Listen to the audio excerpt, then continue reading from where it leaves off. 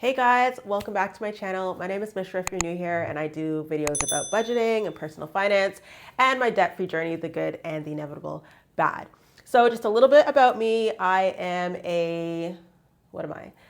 I am the director of operations for a Christian media company, and I am a mother of 3 children. So single income, 3 kids. And so today, what I kind of wanted to do is go over how to do a zero-based budget. So if you've watched me before, you've seen me do this with my paychecks, you've seen me do this with my monthly budget, but you might be like, what is that? How do I do zero-based budget? Why would I have no money in my bank account at the end of the month or the week or whatever, right? So basically a zero-based budget just means that you're taking your monthly budget or your biweekly paycheck and you are just giving every dollar a name. So you don't have any money that you don't know where it's going at the end of the day. So it does not mean that your bank account has $0. It just means that from that paycheck or in that month, you're assigning your funds to wherever it needs to go. And if you are living paycheck to paycheck and things are tight, it may actually end up meaning that at the end of the day, you don't have money in your bank account, right? But I think that doing a zero-based budget really helps with that, because then you're not money's just not leaking out of your bank account without you knowing where it's going, and you're more purposeful with what you're doing with your budget. So today what we're going to do is you can do this to budget your month at the beginning of the month or before the month begins to see if all of your income minus your expenses, if you have money left over. You can also do this if you're just budgeting your paycheck. So I'm going to walk it through as if you're budgeting your month, but I am going to be budgeting my paycheck. But it's the same method, so you don't have to really worry about that because you basically do the exact same thing. So first of all, you will list your income. So income from all your sources. So if you have a 9 to 5, if you have a side hustle, if you do Uber, like whatever it is, you list all of your income that you have for that time period. So if it's the month, you list the month. If it's a paycheck, you just list whatever your paycheck is for that time. So I'm going to be budgeting my Canada Child Benefit. So that's a benefit that I get for my kids once a month from the government. And so that's $993. So you list out all your income so that you know kind of what you're starting with. Now, if you have a job or variable income, what I normally do is I will kind of budget based off of my worst case scenario. Like if I look back over the last 3 months, 6 months, and say $1,200 a month was kind of the lowest that I got, I generally will maybe budget based on that. And then if I do have additional income on top of that, then I can figure out where I want that to go. So list out all your income. And then the next thing you want to do is list your bills. So this is anything that is that has to come out, basically. You don't have an option on how much you spend on that kind of thing. So this could be your utilities, it could be your cell phone, it could be your car payment, it could be anything like that. So for me, I always do giving, so that's $95. My cell phone is going to be $60, around that amount. And then I don't have anything else like that. But if you had rent or whatever, but what you have to do now is from the time you get paid until the next time you'll receive money, you need to figure out all of the bills that you need during that time if you're budgeting your paycheck. If you're budgeting the month, you just list all of your expenses or your fixed expenses for the whole entire month, and that's what you do. And so right now you can take a pause and be like, okay, so if I take my income and I minus just my expenses, how much money do I have left over? And then you move to your variable expenses. And so for your variable expenses, you may not really know how much you use or how much you spend on groceries or gas or anything like that if you haven't been tracking it. So the best thing to do is to go back maybe 3 months and then just kind of look at what the trend is, right? If you don't really want to do that, at least go back 1 month to kind of see what you spent on the previous month, and then use that as your baseline. So for me, I know groceries, I normally budget $200 a week. And I know for the next time I get paid, it'll be in a week. So I only have to budget 1 week. If I was doing my monthly paycheck, I would put $800 because that's what I budget for the whole month. And so gas, I'm budgeting $50.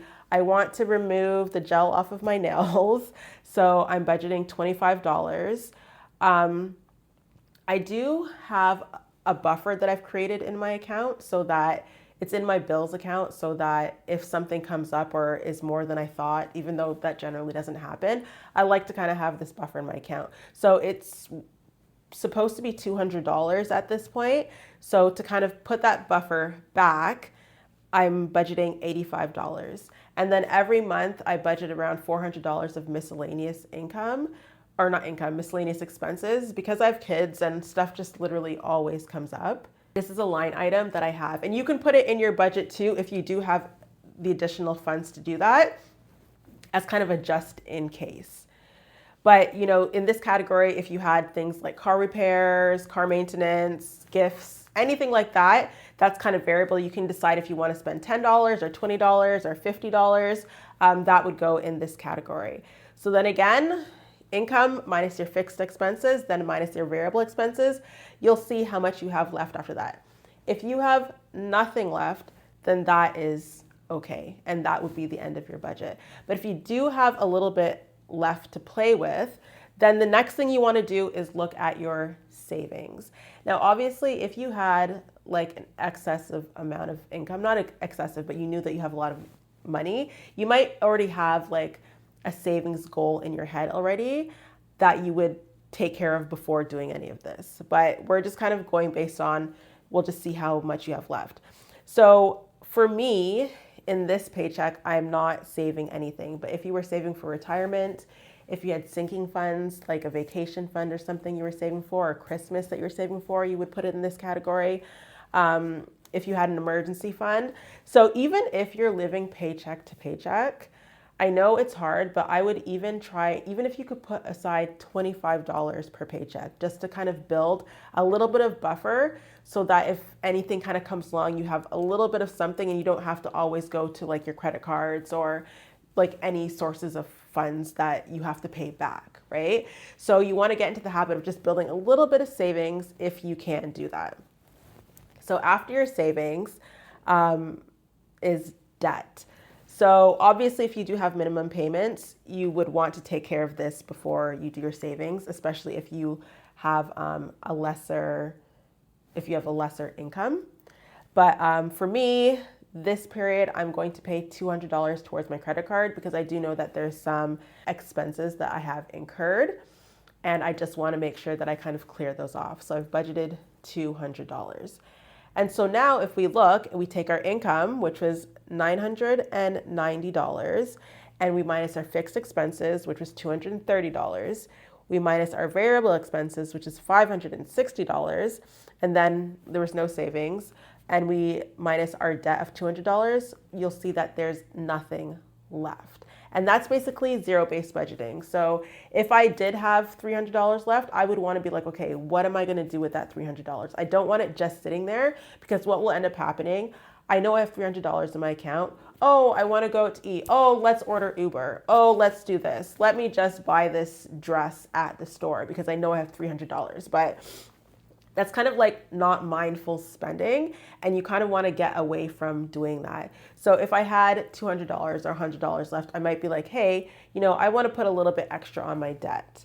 Or, hey, I want to add a little bit extra to my savings, right? Or even if you want to treat yourself or something, that's still okay. But then, you put $50 on a line for treat yourself.